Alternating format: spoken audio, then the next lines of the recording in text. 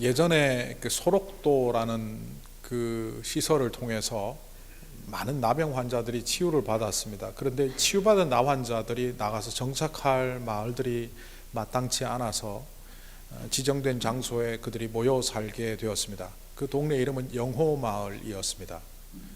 나병은 나았지만 여전히 나병의 흔적들이 남아 있어서 일반적인 사람들과 섞여 살 때 그 위화감이 조성이 된다고 따로 살게 했던 동네 이름입니다. 근데 이 마을에 한 목회자가 찾아와서 목회를 했습니다. 그 목회자는 김효석 목사입니다. 이분은 제게도 개인적으로 많은 영향을 주신 분인데 독일에 유학도 갔다 오고 공부도 할 만큼 하고 신학교에서 강의를 하실 수 있을 만한 학자와 목사인데도 불구하고 아무도 가기를 꺼려하는 그 동네에 가서 목회를 하게 되었습니다. 그는 말 그대로 고지곳대로 성경 말씀대로 한번 살아보자고 과거에 나병 환자로 살았던, 지금도 나병의 흔적이 남아있는 사람들과 그렇게 교회를 만들어 갔습니다. 그런데 이 교회에 옆마을에서 얼마 전부터 신앙생활을 하기 위하여 교회를 나오는 사람이 있었습니다. 양모 씨인데요.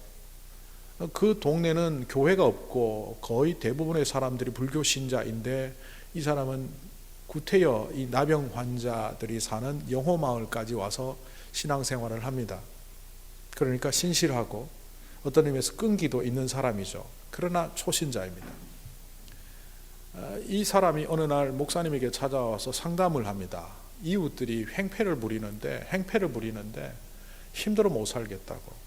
그 행패의 내용을 들어보니까 옆마을에 나병 환자 동네를 드나드는 것 때문에 왕따를 시켰고, 또 다 불교를 믿는데 혼자 기독교를 믿는 것 때문에 왕따를 시키며 건수만 걸리면 이 사람을 못 살게 굴었습니다. 그러던 어느 날 이 양씨의 돼지 5마리가 새끼를 뵌 채 옆집에 배추밭에 가서 배추 몇 포기를 뜯어먹었습니다. 뜯어먹는 그거 돈으로 치면 얼마 안 되지만 득달같이 동네 사람들과 함께 그 옆집 주인이, 밭 주인이 양씨에게 찾아왔습니다. 찾아와서 요구하는 것은 배상이었습니다. 얼마를 배상하면 되냐 하니까 배추 뜯어먹은 새끼 밴 돼지 5마리 다 내놓으라는 겁니다. 너무나 억울한 나머지 목사님에게 찾아와서 이런 법이 어딨냐라고 하소연을 하니까 그 김효석 목사님이 그 교인에게 이렇게 말을 했다고 합니다. 책에 있는 내용 그대로를 읽어드리면, 그 옆집 사람은 형제님을 시험하려고 그러는 것 같습니다. 화내기를 바라고 예수 믿는 사람들도 형편없다는 것을 확인하고 싶을 것입니다. 그러니까 그렇게 하지 못하게 하려면 그가 원하는 것을 모두 주셔야 합니다. 큰 손해를 입더라도 걱정하지 마십시오. 하나님이 더 많은 것을 갚아주실 것입니다. 합리적으로 생각하면 배추 몇 포기 뜯어먹었다고 풀어놓은 돼지 5마리를 다 달라는 건 말이 안 되는데도 불구하고 이 목사님은 그렇게 하도록 했고, 이 양모 형제는 그걸 그대로 했습니다. 억울하긴 했지만 하나님이 크게 갚아주신다 하니까 그거 믿고 또 했는지도 모르겠습니다. 그리고 세월이 한참 지납니다. 계절이 지나고 철이 바뀌고 어느 날 만면의 미소를 머금고 이 양씨가 목사님을 찾아왔습니다. 그리고 첫 말이, 하나님은 역시 대단하십니다. 그 옆집 황소 7마리가 우리 배추밭 뜯어먹었습니다. 아시지 않습니까? 한국에서 돼지값과 황소값 손값은 차이가 엄청나지 않습니까? 그것도 5마리, 여기는 7마리. 잘 됐다. 그런데 목사님이 그 형제에게 이렇게 말합니다. 사랑하는 형제님, 형제님은 예수 믿는 사람입니다. 그런데 왜 악을 악으로 갚으려고 하십니까? 성경에 있는 구절이죠. 악을 선으로 갚으라. 악을 안으로 갚지 말라. 안 갚음하려는 마음을 버리시고 그분에게 용서하는 마음을 보여주십시오. 형제님이 하나님의 뜻에 순종할 때 하나님께서는 더 많은 것으로 갚아주실 것입니다. 이번에는 순종은 하는데 너무 허탈한 마음으로 가서 결국 그대로 행했습니다. 그리고 며칠이 지나 이 양씨는 훨씬 더 기쁜 얼굴로 목사님께 찾아와서 이런 이야기를 하기 시작합니다. 목사님, 돼지 90마리 생겼습니다. 새끼 뺀 돼지가 새끼를 낳고 그 새끼가 또 낳고 해서 그 5마리가 90마리가 된 겁니다. 옆집 사람이 돼지를 다 몰고 와서는 이렇게 말을 했답니다. 이 돼지 전부 자네일 걸세. 내가 자네 때문에 지난밤 한숨도 못 잤네. 내가 돼지 뺏어간 이후 당신 나한테 굉장히 화나 있을 텐데 왜 황소를 그냥 돌려주었나? 난 당신이 그렇게 하는 것 때문에 잠을 못 잤어. 머리가 빠개지는 것 같아. 자, 그러니 여기 새끼 돼지, 어미 돼지 해서 다 90마리 다 자네 가져가라고. 이 양씨는 그 사료값에 몇 달 동안 키운 정성에 굉장히 득을 보았죠. 그런데 진짜 득은 그게 아니었습니다. 그 동네 사람들이 이 양씨를 인정하기 시작합니다. 그동안 괴롭혔던 것을 중단했고 심지어는 이 양씨를 따라 그 동네 사람들 몇몇이 이 영호마을 나환자들이 모여 사는 교회에 등록해서 다니기 시작했습니다. 여러분, 복을 뭐라고 생각하십니까? 돼지 5마리 잃어버리면 황소 7마리 돌아오는 것을 복이라고 여긴다면 우리 마음은 늘 평화가 없습니다. 돼지 5마리를 잃어버려도 그 온 7마리의 황소를 되돌려 주어도 그런데도 하나님께서 역사하시는 것을 믿고 걸어갈 때 우리 안에는 평화가 있습니다. 그걸 복이라고 합니다. 오늘 성경을 한번 보십시오. 오늘 성경에 보면 예수님의 말씀이 어떤 의미에서는 이해가 되지 않습니다. 너희 가난한 사람들은 복이 있다. 너희 지금 굶주리는 사람들은 복이 있다. 너희 미움받고 배척당하고 욕먹고 예수님 때문에 세상으로부터 내침을 당하는 자는 복이 있다. 가난한 것도 배고픈 것도 슬픈 것도 배척당하는 것도 결코 복이라고 여기지 않는 이 세상의 문화 속에서 이 말씀은 언뜻 쉽게 이해가 되지 않습니다. 혹자는 그럴 겁니다. 목사님, 그 뒤에 보십시오. 복이 있다. 하나님의 나라가 너희 것이다. 굶주리는 사람은 복이 있다. 배부를 것이다. 우는 자는 복이 있다. 웃게 될 것이다. 배척당하는 자는 복이 있다. 여기는 뭐 별다른 게 없죠. 옛날에 사람들도 그렇게 배척당했지만 결국 그들을 하나님이 세우셨다. 뭐 이런 말이죠. 그런데 정말 슬픔 속에 있는 사람에게 가서 이거 곧 끝납니다. 너무 슬퍼하지 마십시오. 위로가 됩니까? 지금 당장 배고파 죽을 것 같은 사람에게 가서 나중에 언젠가는 배부르게 먹을 때가 옵니다. 그러니까 웃으십시오. 기뻐하십시오. 위로가 됩니까? 결론 때문에 복이 있다는 말이 아니고 이 문장을 분석해보면 이 복은 바로 가난한 그 자리가 복이 있고 슬픔이 있는 그 자리가 복이 있고 배고픈 그 자리가 복이 있다는 겁니다. 어떻게 이게 복이 될 수 있을까? 오늘 이 말씀을 조금 더 잘 이해하기 위하여 세밀히 관찰해보면 이 말씀들은 일반 사람들에게 전한 말씀이 아니라는 겁니다. 오늘 보면 예수님을 따르는 사람들을 크게 두 그룹으로 표시를 합니다. 첫째 그룹은 무리라고 등장하는 사람들입니다.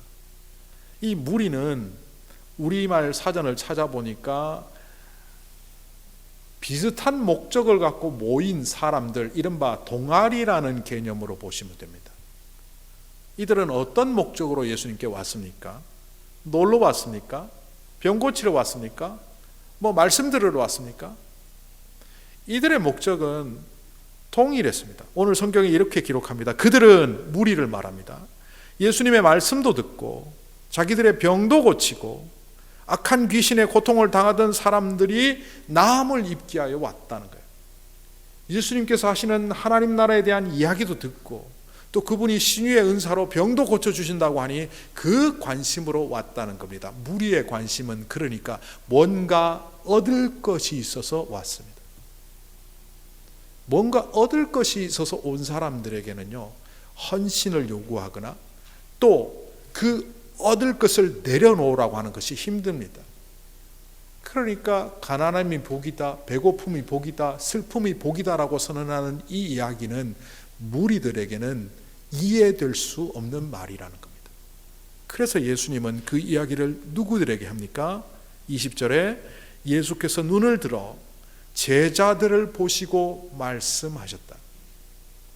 이미 지난주에 제가 우리는 사도입니다 라는 그것을 설명하기 위하여 우리가 제자라는 이야기도 누누이 설명을 드렸습니다.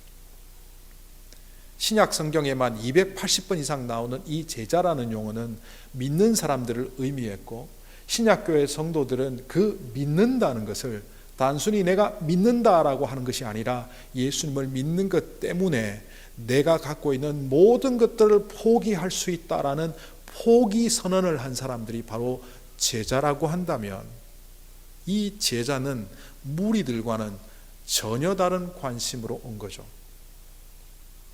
베드로가 물고기를 밤이 새도록 잡지 못했을 때 예수님께서 깊은 데로 가서 그물을 던지면 물고기를 가득 잡을 수 있다라고 할 때 거기에 반응하는 모습은 무리입니다. 무리였던 그가 물고기를 가득 잡고 나와서 자기의 생업의 목표인 물고기를 내려놓고 예수님 앞에 무릎 꿇고 주님의 제자가 되기 위하여 자기를 버리는 모습, 그래서 예수님을 추종하는 그 모습은 제자의 모습입니다. 앞에 있는 무리의 모습으로서 베드로는 예수님을 이해할 수 없었지만 제자의 모습을 회복한 그는 예수님이 다르게 보였습니다. 앞에는 선생님 예수, 뒤에는 주님 예수라고 호칭하는 것을 보면 명확히 알 수 있습니다. 오늘 허다한 무리들이 예수님께 뭔가 얻을 것이 있으려니 말씀을 듣고 은혜를 받고 병을 고치고 뭔가를 얻으려고 한 사람들은 내버려 두시고, 그 중에서 특별히 주님을 따르는 제자들 앞에서 예수님은 오늘 이 말씀을 하셨습니다. 가난, 세상에서 나쁜 것이라고 말하지, 배고픔, 슬픔, 나쁜 거라고 말하지, 그것 자체가 나쁘고 좋고가 아니라 거기에 주님이 함께 하시느냐, 주님이 함께 하시지 않느냐에 따라서 화도 되고 복도 된다는 거죠. 다음 주에 우리가 자세히 살펴보겠지만, 부요한 사람들은 화가 있다, 배부른 사람들은 화가 있다, 다른 사람들에게 인정받는 사람들은 화가 있다. 전부 복이라야 될 그 상황을 주님은 화라고 합니다. 여기에 괄호 안에 빠진 것을 하나 넣으면 쉽게 이해되죠. 부유하지만 하나님과 상관없는 사람들은 화가 있다. 배부르지만 하나님을 떠나 있는 사람들은 화가 있다. 사람들로부터 인정받지만 하나님께 인정받지 못하는 사람들은 그것은 결코 복이 아니라 화다. 오늘 말씀으로 돌아오면, 너희는 가난하지만 내가 너희와 함께하니 너희는 복이다. 너희는 지금 배고프지만 내가 너희와 함께하니 너희는 복의 상황에 있다. 너희들이 지금 눈물을 흘리지만 나는 너희를 떠나지 않고 버리지 않고 함께 하겠으니 너희는 곧 기쁨이 있으리라. 결국 복이 뭐냐보다 더 중요한 것은 복이 어디서 오느냐입니다. 여러분, 복이 어디서부터 온다고 생각하십니까? 많은 사람들은 좋은 것을 선택하고 좋은 것을 쟁취하면 복이 올 것이라고 생각합니다. 어디서 오는 줄도 모르고 말입니다. 그래서 늘 기회가 될 때마다, 선택이 될 때마다 좋은 결정을 하려고 열심히 애쓰고 노력합니다. 그런데 그 생각을 완전히 뒤집어 놓는 직업 10계명을 제가 신학교 다닐 때 만난 적이 있습니다. 제가 신학교 다닐 때 제 꿈은 대형교회 담임 목사가 꿈이었던 약간 천박한 신앙생이었습니다. 그 당시에 많은 사람들이 그렇게 생각하기 때문에 저 또한 그렇게 생각하며 지냈습니다. 큰 교회 담임 목사 되어서 좀 사람들한테도 인정받고 그러고 목회해야지. 그때 제가 만났던 거창고등학교 직업 10계명은 저를 완전히 뒤집어 놓았습니다. 거창고등학교에서 1956년부터 1978년까지 교장 선생님으로 계셨던 전영창 교장 선생님이 만드신 겁니다. 저는 거창고등학교 출신이 아닙니다. 그런데 이분은 서울에 있는 유명 대학에서 교수로 초빙이 왔고 부학장으로 초청이 왔음에도 불구하고 그걸 거절하고, 저는 거창을 잘 모르지만 시골이라고 말하겠습니다. 그 시골에서 별 볼 일 없는 고등학교 교장 선생님 한다고 그것을 거절한 사람입니다. 바로 자신이 이런 삶을 살았기 때문에 이 십계명은 사람들에게 영향력이 있는 듯 보입니다. 그런데 이것은 굉장히 이상한 십계명입니다. 한번 들어보십시오. 월급이 적은 쪽을 택하라. 갸우뚱합니다. 내가 원하는 곳이 아니라 나를 필요로 하는 곳을 택하라. 승진의 기회가 거의 없는 쪽을 택하라. 모든 것이 갖추어진 곳을 피하고 처음부터 시작해야 하는 황무지를 택하라. 앞을 다투어 모여드는 곳이 아니라 절대 아무도 오지 않는 곳을 택하라. 장래성이 전혀 없다고 생각되는 곳으로 가라. 사회적 존경 같은 건 바라볼 수 없는 곳으로 가라. 한가운데가 아니라 가장자리로 가라. 부모나 아내나 약혼자가 결사 반대하는 곳이면 틀림없다. 왕관이 아니라 단두대가 기다리고 있는 곳으로 가라. 이 십계명은 신학교에서 헌신하는 신학생들에게 요구해도 무리가 될 만한 내용입니다. 그런데 이것을 고등학생들에게 가르쳤답니다. 저도 부사역자로 살아가면서 큰 교회에서 더 좋은 조건으로 저를 오라고 한 적이 있었습니다. 당시에 제가 사역하던 교회보다 월급도 2배나 주고 차도 더 좋은 걸 주고, 또 제가 그토록 하고 싶었던 청년 사역을 마음껏 할 수 있도록 터전을 열어주겠다는 그 제안은 저는 그쪽을 가고 싶게 만들었습니다. 그런데 두 사람이, 저에게 영향을 끼치는 두 사람이 저에게 이런 질문을 했습니다. 정말 하나님이 나란 존재가 그곳에 가기를 원하실까? 다르게 말하면 내가 가고 싶은 것이긴 하지만 그 교회도 내가 필요할까? 조용히 생각을 해보니 현재 사역하던 그 교회가 저를 더 필요로 한다는 사실을 알았기 때문에 저는 그곳을 가지 않았습니다. 복이 어디서부터 오는가? 그것을 명확히 아는 사람들은 세상의 가치가 아니라 전혀 다른 가치를 붙잡고 살아갈 수 있습니다. 복이 어디서부터 옵니까? 미국 사람들이 예전에 자주 인사했던, 요즘은 잘 인사하지 않는 인사말이 있습니다.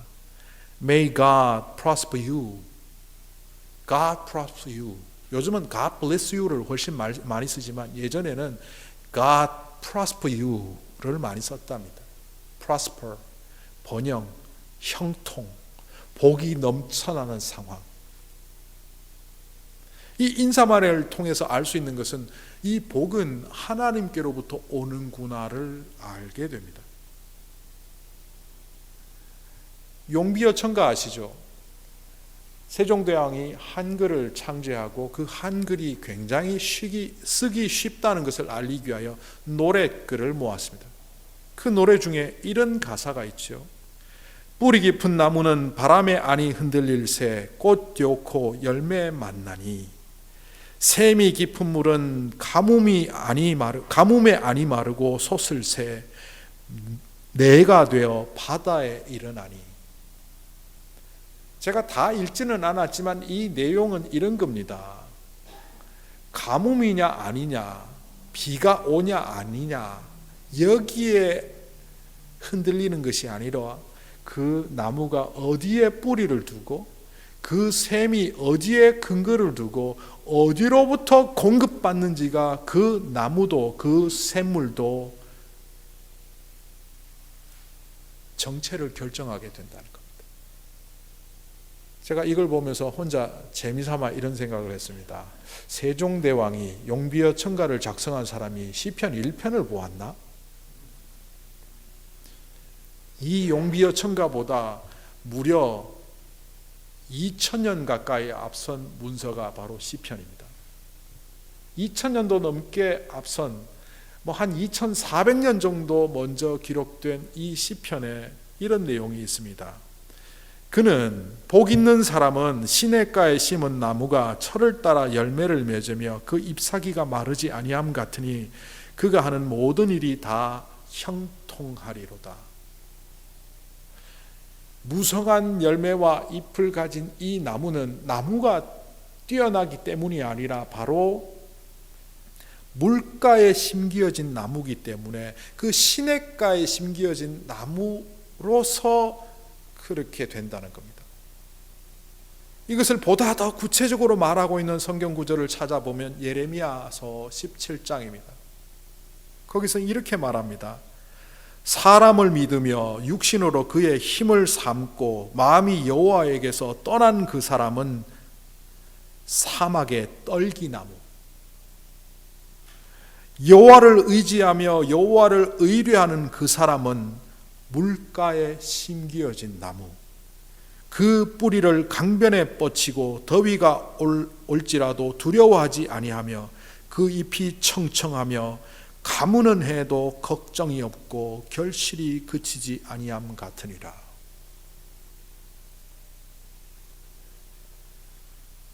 복이 어디서부터 오는지를 이 예레미야서와 시편과 심지어 용비어천가도 알려주는 듯합니다.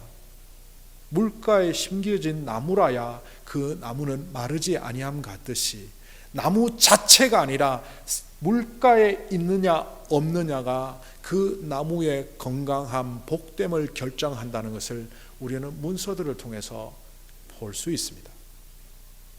그런데도 불구하고 우리는 우리가 복된 삶을 살기 위하여 아둥바둥 발버둥 치며 삽니다. 어떤 때는 돈이 인생의 목표가 되어서 살아가고, 어떤 때는 내 자존심을 지키기 위하여 사람들과 분쟁하며 살아가고, 어떤 때는 거짓과 윗선을 해서라도 다른 사람들이 나를 떠받쳐 주기를 기대하며 살아갑니다. 그러다 보니 우리에는 너무나 공허한 마음을 갖고 많은 것을 가짐에서도 불구하고 복된 삶을 살지 못한 채, 혹은 아무것도 가지지 못한 채 그토록 노력했음에도 불구하고 인생의 노년에 허무함을 간직한 채 그러고 살아갑니다. 이런 우리들에게 주님은 말씀하십니다. 가난하냐? 슬프냐? 배고프냐? 사람들로부터 외면당하고 있느냐? 그것이 슬프고 힘들고 가난하고 배고픈 상황이지만 내가 그 자리에 함께 한다면 너희는 복되다. 하나님이 우리의 복의 근원이심을 아는 사람들은 결국 마음을 지키며 살아갈 수 있게 됩니다. 그러니까 복이 하나님께로부터 온다는 걸 아는 것으로 그치는 것이 아니라 결국 하나님을 향한 마음을 온전히 지킬 때 우리는 그 복의 통로 되신 주님과 더불어 형통한 삶을 살 수 있다는 겁니다. 성경의 창세기의 요셉이라는 사람은 웬만한 사람들은 이미 다 알고 있는 내용입니다. 형제에게 배신당해서 노예로 팔려갔습니다. 주인을 열심히 섬겼는데 보디발에게 배신당해서 감옥 갑니다. 감옥 가서 술 맡은 관원장에게 정성으로 섬겼는데 잊혀진 존재가 됩니다. 3번이나 배신당합니다. 3번이나 버려집니다. 그리고 그 시간은 무려 13년의 세월입니다. 형제에게 배신당하고 울분을 품었을 것이고, 주인에게 배신당하고 복수하고 싶은 마음이 생겼을지도 모릅니다. 그리고 자기가 섬겼던 사람이 자기를 잊어버릴 때 이제는 자살하고 싶은 그런 상황까지 갔을지도 모릅니다. 일반적인 사람이라면. 그런데 요셉은 그러지 않았습니다. 증거는 노예로 살아가는 그를 보면서 사람들은 이렇게 말합니다. 그는 형통한 자로다. 감옥에 있는 요셉을 보면서 감옥 간수장이 그를 이렇게 말합니다. 그는 형통한 자로다. 심지어 잊혀진 존재가 되었다가 어느 순간 바로의 앞에 섰을 때 그는 당당히 말합니다. 내 능력으로 꿈을 해몽하는 것이 아니라 나와 함께 하시는 그 하나님께서 풀어주실 것입니다. 그는 언제나 하나님과 함께하는 자였고 하나님과 함께함을 기뻐하며 자신의 마음을 지켜왔습니다. 어떤 불안도 어떤 근심도 그를 넘어뜨릴 수가 없습니다. 신명기 4장 9절은 이렇게 말합니다. 오직 너는 스스로 삼가며 내 마음을 힘써 지키라. 또 잠언은 우리에게 이렇게 가르쳐 줍니다. 무릇 지킬 것 중에 가장 중요한 것은 너희의 마음을 지키는 것이다. 그 마음이 너희 생명의 근원이 됨이라. 여러분은 여러분의 마음을 어떻게 지키고 계십니까? 갑각류 이야기를 성찬식 때 했습니다. 갑각류 이야기 조금 더 해볼까요? 갑각류가 껍데기 속에 갇혀 있을 때는 결코 성장하지 못하고 빠져나가지 않으면 그 안에서 괴사되어 죽는다고 했습니다. 죽을 수 있는 상황이지만 목숨을 건 모험을 하며 빠져나온 갑각류는 부드러운 살 때문에 적들의 공격에 노출되긴 하지만 그들은 그 상처와 어려움과 아픔 속에서 성장합니다. 껍질이 있을 때는 1도 성장하지 않던 그들이 연약한 몸을 갖고 바들바들 떠는 그때 1.5배, 2배까지 커집니다. 우리는 세상에 두려움이 없었으면 좋겠다. 껍데기가 나를 보호해줬으면 좋겠다. 하나님이 나의 껍데기가 되셔서 나를 지켜주시면 좋겠다. 우리는 유치한 신앙인이 되거나 유치한 인격자가 되고 말 겁니다. 하나님이 어떤 때 나를 어려움 속에 노출시키실 때도 있습니다. 가족으로 인해서, 재정으로 인해서, 건강으로 인해서 내가 어려움에 처할 때 그때 우리는 상황을 바라보는 자가 아니라 마음을 지키는 자가 되어야 합니다. 그때 들려오는 주님의 음성은 네가 비록 아프지만 복이 있다. 네가 재정적으로 어렵지만 복이 있다. 네가 사람들로부터 외면당하고 있지만 너는 복이 있다. 왜냐하면 내가 너와 함께 함이라. 주님과 동행하며 영원한 복을 누리시는 여러분이 되시길 간절히 소망합니다.